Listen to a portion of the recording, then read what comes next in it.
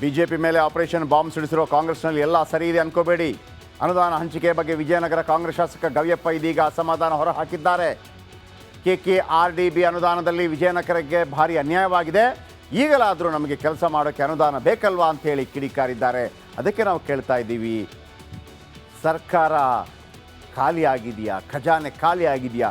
ಶಾಸಕರು ಈ ಥರ ಬೇಡ್ಕೊಳ್ಳುವಂಥ ಪರಿಸ್ಥಿತಿ ಯಾಕೆ ಬಂದಿದೆ? ಕೇಳಿಸ್ಕೊಳ್ಳಿ ಅವ್ರ ಮಾತು. 24-25ನಲ್ಲಿ ನನಗೆ ಸಿಕ್ಕಿರೋದು 25 ಕೋಟಿ. ಅದು ಕೂಡ ಜಿಲ್ಲಾ ಆಸ್ಪತ್ರೆ ಕಟ್ಟಲಿಕ್ಕೆ, ಅದು 250 ಬೆಡ್ನಿಂದ 400 ಬೆಡ್ಡು ಮತ್ತು ಇವೆಲ್ಲ ಮಾಡಲಿಕ್ಕೆ ಅದಕ್ಕೆಲ್ಲ ಹೋಗಿ ಇದು ಜಿಲ್ಲೆಗೆ ಖರ್ಚು ಮಾಡ್ತಾ ಇದ್ದೀನಾಗಲಿ, ಜಿಲ್ಲಾ ಆಸ್ಪತ್ರೆಗೆ ಖರ್ಚು ಮಾಡ್ತಾ ಇದ್ದಾರಾಗಲಿ, ನನ್ನ ಕ್ಷೇತ್ರದ ಜನಕ್ಕೆ ನನಗೆ ಹಣ ಇಲ್ದಂಗೆ ಆಗಿದೆ. ಈಗ ನಾನು ಮೊದಲು ಕೂಡ ಹೇಳಿದ್ದೆ, ನಾನು ಯಾವತ್ತೂ ಕೂಡ ಅದನ್ನು ಏನು ಬಿಟ್ಟಿ ಭಾಗ್ಯ ಅಂತ ಕರೆಯಲಾರೆ. ಜನಗಳಿಗೆ ಸಿಗುವುದಿದ್ರೆ ಸಿಗಲಿ, ಆದರೆ ದಿವಾಳಿ ಆಗಬಾರ್ದು, ಖಜಾನೆ ಖಾಲಿ ಮಾಡಿ ಕೊಡಬಾರ್ದು. ದೊಡ್ಡ ದೊಡ್ಡ ಶ್ರೀಮಂತ ಬಿಸ್ನೆಸ್ ಮ್ಯಾನ್ಗಳಿಗೆ ರೈಟ್ ಆಫ್ ಮಾಡ್ತೀವಿ, ಅವರ ಸಾಲ ಮನ್ನಾ ಮಾಡ್ತೀವಿ, ಬಡವರಿಗೆ ಸಿಗುತ್ತೆ ಅಂತ ಹೇಳುವಾಗ ಹಾಗಂತ ಕಾಂಗ್ರೆಸ್ ಮಾಡಿದೆ ಅಂತಲ್ಲ. ಮಹಾರಾಷ್ಟ್ರದಲ್ಲಿ BJP ಕೂಡ ಇಂಥದ್ದೇ ಆಫರನ್ನು ಕೊಟ್ಟಿದೆ. ಸೊ ಹಾಗಾಗಿ ಇದು ರಾಜಕೀಯ ಏನು ಆರೋಪ ಪ್ರತ್ಯಾರೋಪಗಳು, ನೀವು ಕೊಟ್ಟಿಲ್ಲ ಅವ್ರು ಕೊಟ್ಟಿಲ್ಲ. ಆದರೆ ಕಾಂಗ್ರೆಸ್ ಗೌರ್ಮೆಂಟ್ 60,000 ಕೋಟಿ ಅಥವಾ 53,000 ಕೋಟಿ ಪ್ರತಿ ವರ್ಷ ಎಕ್ಸ್ಟ್ರಾ ಇಡಬೇಕಲ್ಲ. ಬೇರೆ ಬೇರೆ ವಿಚಾರಗಳೆಲ್ಲ ಪೆಂಡಿಂಗ್ ಆಗ್ತಾ ಇದೆಯಲ್ಲ, ಇದ್ದ ಬದ್ದಕ್ಕೆಲ್ಲ ಟ್ಯಾಕ್ಸ್ ಆಗ್ತಾ ಇದ್ದೀರಲ್ಲ, ಆಗ ಅನಿಸ್ತಾ ಇದೆ ಸಿದ್ದರಾಮಯ್ಯನ ಹುಂಡಿ ಖಾಲಿಯಾಗಿದೆಯಾ. ಆ ಸಂದರ್ಭದಲ್ಲಿ ನಾವು ಕೇಳ್ತೀವಿ, ಈಗ ಮುಖ್ಯಮಂತ್ರಿ ಕಚೇರಿ ನವೀಕರಣೆ ಹಾಕಬೇಕಾಗಿತ್ತು, ದುಡ್ಡಿಲ್ಲಲ್ವಾ ಅಂಥೇಳಿ. ಯಾಕೆಂದರೆ ನೀರಿಗೆ ಕರ ಹಾಕಿದಾಗ ನಾವು ಕೇಳ್ತೀವಿ, ಯಾಕೆ ಆಗ್ತಾ ಇದ್ದೀರಿ, ದುಡ್ಡಿಲ್ವಾ ಅಂಥೇಳಿ. ಬನ್ನಿ, ಗ್ಯಾರಂಟಿಗಾಗಿ ಅಪಾರ ಖರ್ಚು ಮಾಡ್ತಾ ಇದೆ ಸರ್ಕಾರ, 53,000 ಕೋಟಿ. ಗ್ಯಾರಂಟಿಯಿಂದ ಶಾಸಕರಿಗೆ ಕೊಡೋಕ್ಕೂ ಹಣ ಇಲ್ಲ, ಅವ್ರಿಗೊಂದು ಅನುದಾನ ಅಂತಿರುತ್ತೆ, ಅವತ್ತೆಲ್ಲ ಗಲಾಟೆ ಮಾಡಿದಾಗ ಸ್ವಲ್ಪ 50 ಲಕ್ಷ ಕೊಟ್ಟು ಬಿಟ್ಬಿಟ್ರು. ಅವ್ರಿಗೇನೆ ಅನುದಾನ 10 ಕೋಟಿ ಬರುತ್ತೆ 5 ವರ್ಷದಲ್ಲಿ, ಶಾಸಕರ ಅನುದಾನ 2 ಅದು ಬಿಟ್ಟು ಉಳಿದದ್ದು. ಆ ಟೈಮಲ್ಲಿ ಅವರ ದುಡ್ಡು ಕೇಳೋದಕ್ಕೂ ಸ್ವಲ್ಪ ದಿನ ಕಾಯಬೇಕು ಅಂತ DK ಶಿವಕುಮಾರ್ ಹೇಳಿದರು. ಕೆಲವು ಶಾಸಕರುಗಳು ಧ್ವನಿ ಎತ್ತಿದಾಗ BR ಪಾಟೀಲ್ ಅಂತವರು, ಆಮೇಲೆ ಬಸವರಾಜ ರಾಯರೆಡ್ಡಿ ಅಂತವರು ಧ್ವನಿ ಎತ್ತಿದಾಗ ಎಲ್ಲರನ್ನ ಕರೆದು ಎಲ್ಲ MLAಗಳಿಗೂ 50 ಲಕ್ಷ ಕೊಟ್ಟಿದ್ದು. 2 ಕೋಟಿ ಕೊಡಬೇಕಾಗಿತ್ತು, ಕೊಡಲಿಕ್ಕಾಗಿಲ್ಲ. ಯಾಕಾಗಿಲ್ಲ? ಹಾಗಿದ್ರೆ ಖಾಲಿ ಆಗಿದೆ ಅಂತ ಲೆಕ್ಕ. ಆದರೆ ಸಿದ್ದರಾಮಯ್ಯ ಮತ್ತು DKಶಿ ಮಾತನ್ನೇ ಈಗ ಕೇಳೋದಕ್ಕೆ ಕೈ ಶಾಸಕರು ರೆಡಿ ಇಲ್ವಾ? ಹಾಗಾಗಿ ದುಡ್ಡೇ ಬೇಕು ಅಂತ ಹೇಳಿ ನದಿ ನೀರಿಗೂ ಟ್ಯಾಕ್ಸ್ ಹಾಕಲು ಮುಂದಾಗಿದೆ ಕೈ ಸರ್ಕಾರ. ಸರ್ಕಾರ ಬಂದಾಗಿನಿಂದ 4 ಬಾರಿ, 1 ವರ್ಷ 8 ತಿಂಗಳಲ್ಲಿ 4 ಬಾರಿ ಬಿಯರ್ ರೇಟ್ ಜಾಸ್ತಿ ಮಾಡಿದ್ದಾರೆ. ಹಾಲಿನ ದರ ಹೆಚ್ಚಿಸಿದ್ದಾರೆ. 50 ml ಅಂತ ಅಂದ್ಬಿಟ್ಟು 2 ರೂಪಾಯಿ ಜಾಸ್ತಿ ತಗೋತಾ ಇದ್ದಾರೆ. 10 ರೂಪಾಯಿಗೆ ಸಿಗ್ತಾ ಇದ್ದ ಪಹಣಿಗೆ ರೈತರು ಇದೀಗ 100 ರೂಪಾಯಿ ಕೊಡಬೇಕು. ಮೋಟಾರ್ ವಾಹನ ತೆರಿಗೆ 7% ಹೆಚ್ಚಾಗಿದೆ. ನೋಂದಣಿ ಮುದ್ರಾಂಕ ಶುಲ್ಕ 16% ಹೆಚ್ಚಳವಾಗಿದೆ. ಪೆಟ್ರೋಲ್ ಮತ್ತು ಡೀಸೆಲ್ ಮೇಲಿನ ಸೆಸ್ ಹೆಚ್ಚು ಮಾಡಿದೆ ಸರ್ಕಾರ. ಫ್ರೀ ಕರೆಂಟ್ ನೀಡಿ ಕಮರ್ಷಿಯಲ್ ವಿದ್ಯುತ್ ದರ ಹೆಚ್ಚು ಮಾಡಿದೆ ಸರ್ಕಾರ. ಸ್ಟ್ಯಾಂಪ್ ಪೇಪರ್ ದರವನ್ನು ಹೆಚ್ಚು ಮಾಡಿದೆ ಸಿದ್ದು ಸರ್ಕಾರ. ಸ್ಟ್ಯಾಂಪ್ ಪೇಪರ್ ರಿಜಿಸ್ಟ್ರೇಷನ್ ಆಫೀಸಲ್ಲಿ 30% ಜಾಸ್ತಿ ಮಾಡಿದರು, 30%. ಅದರ ಅರ್ಥ ಏನು? ಬೊಕ್ಕಸದಲ್ಲಿ ದುಡ್ಡಿಲ್ಲ, ಬೇರೆ ಕಡೆಯಿಂದ ತರ್ತಾ ಇದ್ದೀವಿ. ಯಾರಿಗೆ ಬರೆ? ಇಲ್ಲಿಂದ ಕೊಟ್ಟು ಅವನಿಗೆ ಮತ್ತೆ ಬರೆ ಆಗ್ತದಾ? ಶೀಘ್ರವೇ ಕಾವೇರಿ ನೀರಿನ ದರ ಹೆಚ್ಚಿಸಲು ತೀರ್ಮಾನ ಆಗಿದೆ.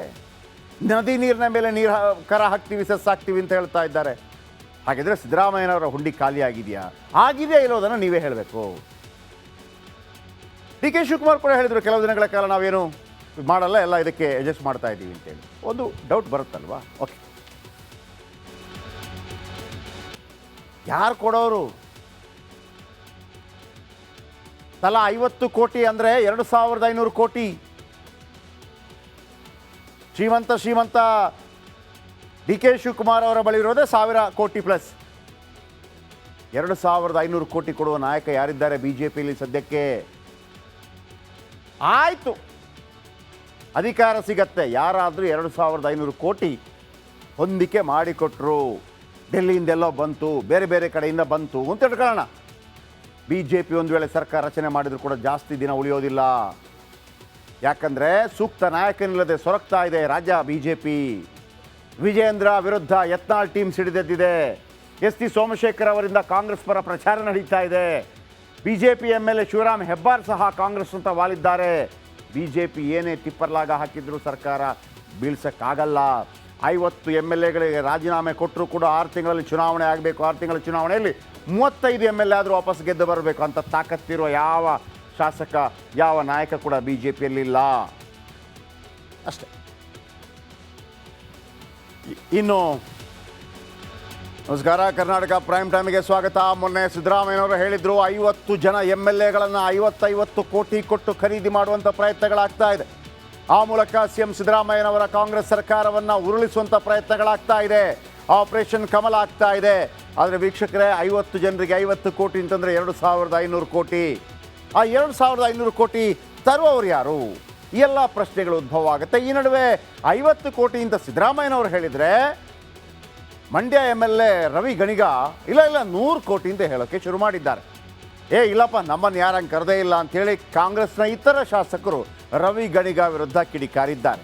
ಈ ನಡುವೆ ಒಂದು ಅನುಮಾನ ಮೂಡ್ತಾ ಇದೆ. ರವಿ ಗಣಿಗ ಆಪರೇಷನ್ ಕಮಲ ಮಾಡ್ತಾ ಇದ್ದಾರೆ ಅಂತ ದೂರ್ತಾ ಇದ್ದಾರೋ ಅಥವಾ 100 ಕೋಟಿಗೆ ನಾನು ರೆಡಿ ಇದ್ದೀನಿ ಅಂತೇಳಿ ಆಫರ್ ಕೊಡ್ತಾ ಇದ್ದಾರೋ ಅನ್ನುವಂಥ ಅನುಮಾನ ಶುರುವಾಗಿದೆ. ಯಾಕೆ ಈ ಬಗ್ಗೆ ಹೇಳ್ತಾ ಇದ್ದೀನಿ ಅಂತಂದರೆ ಈ ಸ್ಟೋರಿ ನೋಡಿ.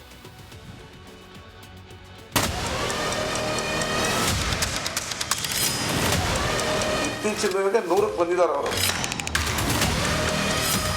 ಅವ್ರಿಗೇನಂದ್ರೆ ಶತಾಯಗಂಟ 50-100 ಲೆಕ್ಕ ಇಲ್ಲ. 50 ಕೋಟಿ ಆಫರ್ ಅಂತಾರೆ ಸಿದ್ದರಾಮಯ್ಯ. 50 ಕೋಟಿ, 50 ಜನ MLAಗಳಿಗೆ 50 ಕೋಟಿ ಕೊಡ್ತೀವಿ ಅಂತ ಎಲ್ಲಿಂದ ಬಂದಿರೋದು? 50 ಕೋಟಿ ಆಫರ್ ಎಂದ ಶಾಸಕ ರವಿ ಗಣಿಗ. ಬಿಜೆಪಿ ಮತ್ತು ಜನತಾದಳದವರ ಆಫರ್ಗೆ ನಮ್ಮ ಶಾಸಕರು ಬಲೆ ಬೀಳಲ್ಲ. ಹಿರಿಯಣ್ಣಂಚಾಳಿ ಮನೆ ಮಂದಿಗೆಲ್ಲ ಅನ್ನೋ ಮಾತು ರಾಜ್ಯ ಕಾಂಗ್ರೆಸ್ ನಾಯಕರಿಗೆ ಸರಿಯಾಗಿಯೇ ಅನ್ವಯವಾಗ್ತಿದೆ. ಸಿಎಂ ಸಿದ್ದರಾಮಯ್ಯ ಕೆರಳಿ ಕೆಂಡವಾಗಿ ಬಿಜೆಪಿ ನಾಯಕರು ಕಾಂಗ್ರೆಸ್ ಶಾಸಕರಿಗೆ ತಲಾ 50 ಕೋಟಿ ಆಫರ್ ಮಾಡಿದ್ದಾರೆ ಎಂದ್ರು. ಆದರೆ ಮಂಡ್ಯ ಶಾಸಕ ರವಿ ಗಣಿಗ ಒಂದು ಹೆಜ್ಜೆ ಮುಂದೆ ಹೋಗಿ 100 ಕೋಟಿ ಆಫರ್ ಮಾಡ್ತಿದ್ದಾರೆ ಎಂದ್ರು. ಬಿಜೆಪಿ ಮತ್ತು ಜನತಾದಳದವರ ಆಫರ್ಗೆ ನಮ್ಮ ಶಾಸಕರು ಬಲೆ ಬೀಳಲ್ಲ.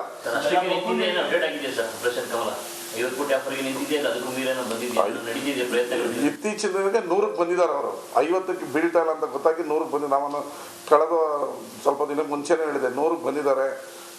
ಈಗ ಅವ್ರಿಗೇನಂದ್ರೆ ಶತಾಯಗಂಟ 50-100 ಲೆಕ್ಕ ಇಲ್ಲ, ಸರ್ಕಾರ ಮಾಡಿಬಿಡ್ಬೇಕು ಅನ್ನೋದು ಅವರ ಭಾವನೆ. ಇದು ಯಾವುದಕ್ಕೂ ನಮ್ಮ ಶಾಸಕರು ಬೀಳಲ್ಲ. ಸಿದ್ದರಾಮಯ್ಯ ರವಿ ಗಣಿಗ ಆರೋಪ ಸುಳ್ಳೇ ಸುಳ್ಳು. ಸಿಎಂ ಆಪರೇಷನ್ ಬಾಂಬ್ ಸಿಡಿಸ್ತಾ ಇದ್ದಂತೆಯೇ ಕೆಲ ಶಾಸಕರ ಹೆಸರು ಮುನ್ನೆಲೆಗೆ ಬಂದಿತ್ತು. ಆದರೆ ಅಷ್ಟು ಶಾಸಕರು ಆಫರ್ ಬಂದೇ ಇಲ್ಲ ಅಂತಿದ್ದಾರೆ. ನಮಗೆ ಯಾವುದೇ ದುಡ್ಡಿನ ಆಮಿಷ ಬಂದಿಲ್ಲ. ಆಸ್ ಪರ್ ಹುಟ್ಟಿದವ್ರಿಗೆ ಅವ್ರು ಬಂದಿದ್ದು ನಮಗೆ ಐಡಿಯಾ ಇಲ್ಲ.